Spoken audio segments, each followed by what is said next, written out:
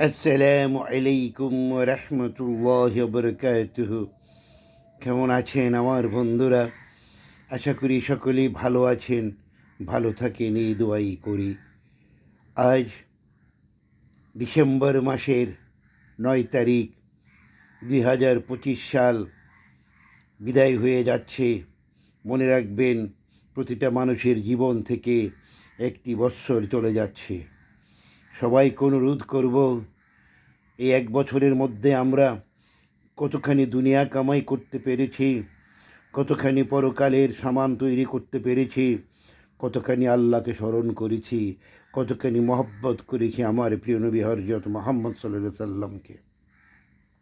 মনে রাখবেন, যেদিন আপনি মরে যাবেন সেদিন থেকে আপনাকে আর কেউ মনে রাখবে না। তাই যাদেরকে আল্লাহ অসংখ্য দ্বন্দ্বলত দিয়েছেন, টাকা পয়সা দিয়েছেন, তাদেরকে অনুরোধ করব, পৃথিবীতে এমন কিছু করে রেখে যান আপনি মৃত্যুর পরে যেন মানুষ আপনাকে স্মরণ করেন। বড় বড় সদকা জারিয়ার কাজ করুন। যারা খেতে পায় না তাদের মুখে খাবার তুলে দিন।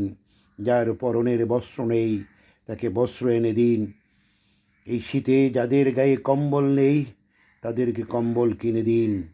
সঠিকভাবে টাকার জাকাত আদায় করুন। সত্যিকারের মুসলিম বনুন যদি জাহান্নামের আগুন থেকে বাঁচতে চান। মনে রাখবেন, ছেলে মেয়ে আত্মীয় স্বজন চক্ষু বুজে গেলে কেউ আপন না, সবাই পর।